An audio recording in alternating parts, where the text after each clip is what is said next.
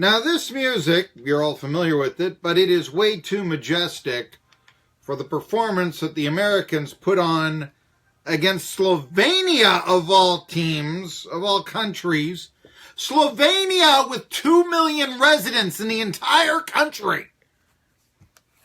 I mean, Slovenia. And first, the prelim game of the Olympics. I love getting up and watching the hockey game. I love that. Got my coffee. I'm like, oh, it's on live. Yeah, I got to check this out. Going to the studio. Here's Anson Carter. All right, here we go. And all this. And even though the NHL players aren't playing, which I'm okay with. I understand the NHL players would give more of an identity.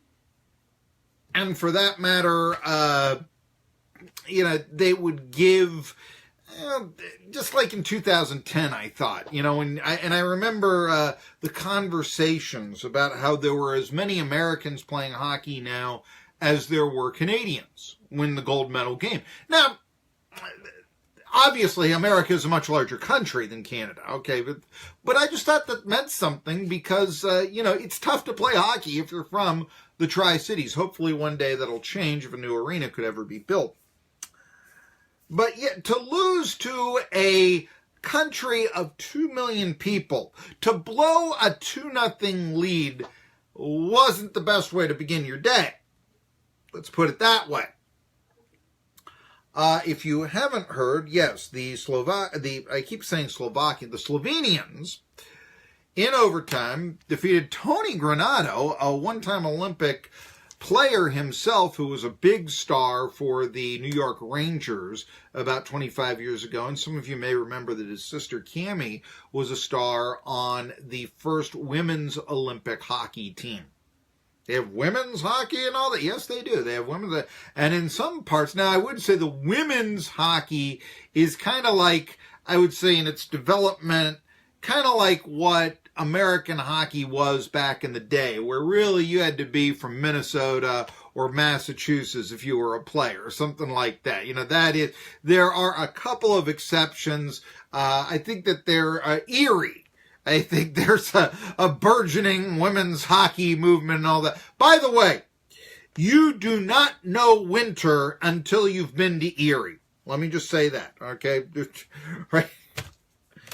But speaking of Erie, the reason I mentioned this is that that's where the Americans' goalie is from. Now playing in the Continental Hockey League overseas.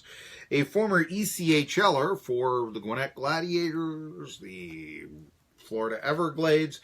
He hails from Erie. He played at Mercyhurst. Their nickname's the Lakers. Get it? Lake Erie? There you go.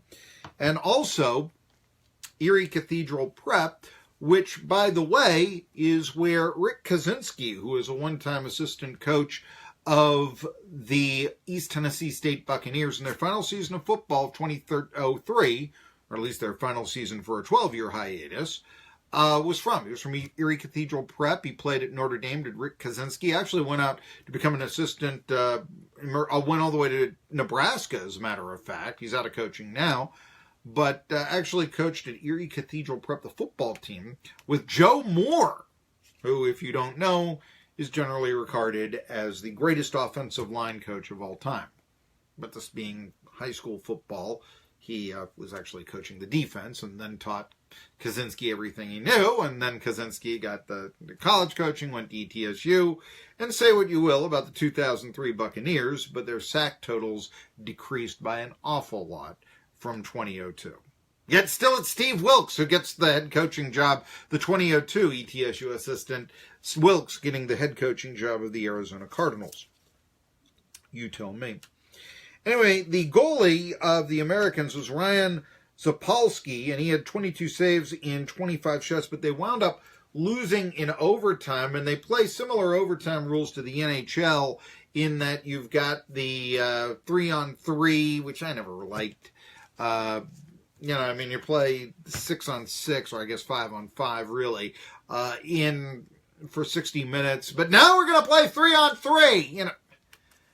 You don't play extra inning baseball games without outfielders. I'm sorry. I mean, you don't do that. And I just think it's a gimmick. I'd just prefer them to go right to the shootout. So, anyway, the goalie, like I said, from Erie, PA, Ryan Zapolsky, went to the same high school as a former ETSU assistant football coach by the name of Rick Kaczynski. Kaczynski, that's what Coach K is what they called him. Yeah. And he played at Notre Dame. The football coach, Zapolsky, as I said before, played at Mercyhurst. But he had 2-0 lead. And all of a sudden, Slovenians Jan Mershak was able to get 2 goals, including the game winner, on just the Americans, the forwards that they had on the ice could not play defense, just standing around. Shoots the puck in, right side. Zapolsky had no chance. And so the Americans lose their 2-0 lead. And what can you say? Slovenia. Now, American goals are scored by Brian O'Neill. Remember, I told you about him. He's from Virginia, actually. And Jordan Greenway. And Jordan Greenway talked to reporters, and he had this to say about the situation with the USA hockey team in the Olympics. Focus on Slovakia. This doesn't define our team. We still got a lot of things we got to do. We can still have success in this tournament, and we just got to continue to push in the right direction. It's a prelim round, but nevertheless, I mean, it's the introductory round, so I say prelim. It's not, a medal round or anything, but still.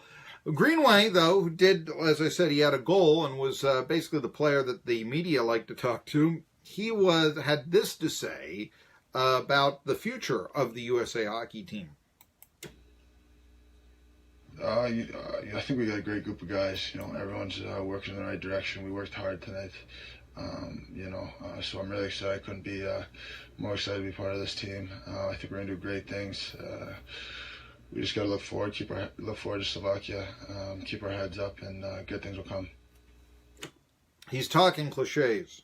By the way, the goalie I was telling you about, Zapolsky, 31 years old, basically trying to use the Olympics to sort of make a Tim Thomas. Tim Thomas, I've been away from hockey too long, return. Remember, Thomas was a great goalie for the Boston Bruins. Conservatives around here will like him. He didn't want to go to the Obama White House when the Bruins won the Stanley Cup. Did his famous Discover card ad, remember, being in the cab, and the cabbie, she was a female cabbie, was absolutely in love with Tim Thomas. And, "You're not Tim Thomas, this is Tim Thomas." Hockey players not only get the best looking girlfriends, but they also get, the best commercials. I mean, really, it's just the way it goes.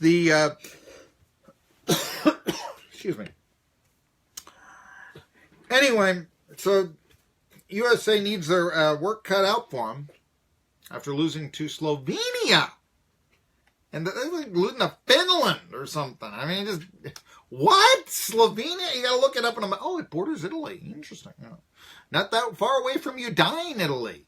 Now you have to look at where Udine, Italy is. I think Italy is actually a prettily shaped country. It reminds me of a thigh-high boot that an exotic dancer might wear or something like that. High heel and everything. So, And anyway, I'll bet you would have bet good money you could have gone through this entire show without hearing a reference of what the shape of the country of Italy is, what it is Olympic time. The Americans, right now, though, I think the big news, and we've got a few things. By the way, speaking of Olympic hockey, and I want to get to this, they are allowing the Statue of Liberty to be on the goalie mask. Well, you'd certainly hope so. I mean, my goodness, the New York Rangers used to wear the Statue of Liberty on their sweater, didn't they? Of course they did, yes.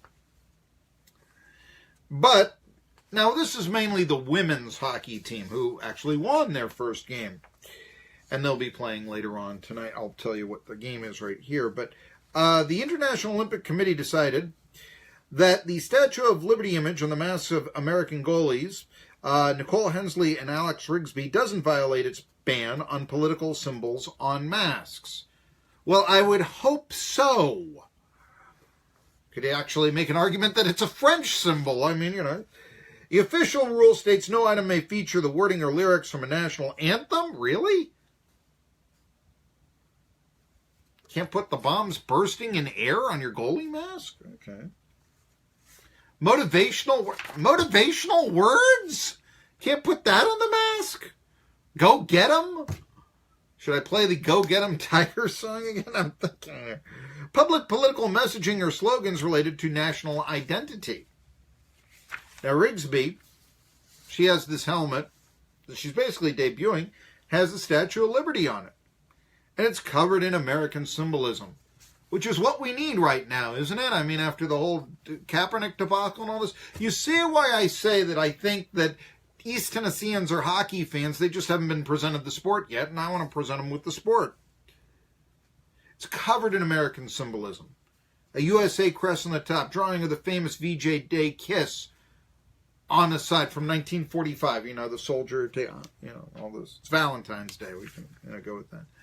Bald eagle on the other side, and a stamp depicting the Statue of Liberty right on the chin, which juts out when the shooters take aim. Now, Rigsby is backup goalie, at least was, in playing the first round against Finland. The Chicks, they won their game 3-1 against Finland. But nevertheless, I got somebody coming in, Joshua Henry, saying, "Go Predators." So we've been talking a little bit about Olympic hockey. Why don't I give you this then from last night? I think you'll enjoy it. It's on the stick of Philip Forsberg. Forsberg picks up at center. Moves in on Carter Hutton.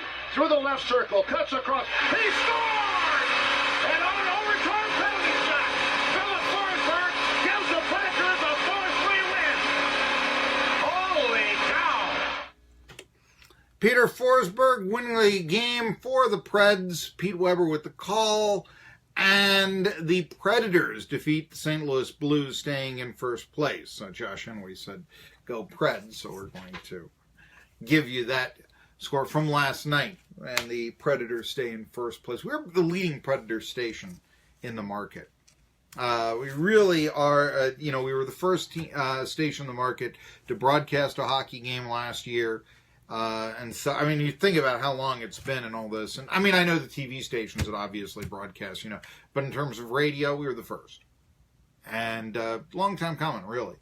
And I keep, one of the reasons I talk about a new arena in the Tri-Cities, not just for ETSU, not just to bring in the concerts that we used to have, but to have a place that has enough floor space that you could put an ECHL town or team in that would be making it more cosmopolitan. ECHL team comes to town. Knoxville doesn't have it. Used to. Don't have it anymore. Asheville doesn't have it. Roanoke doesn't have it. Used to. Doesn't anymore. What would it mean to the Tri-Cities to have an ECHL team when the other municipalities are dealing with the Southern Professional Hockey League or whatever, that low-level thing? It would mean that someone like a Zapaliski, who is now started in goal for the Americans, for better or worse, an ECHLer like that, then you could see him in the Olympics.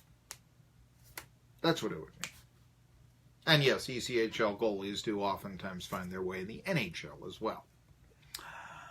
Anyway, that is the case right there. Of course, we got to talk about Shaun White.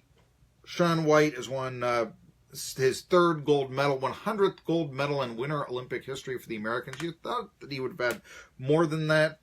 7 medals for the Americans. Germany actually leading the pace right now with 12, I believe. And Germany, of course, it's still young.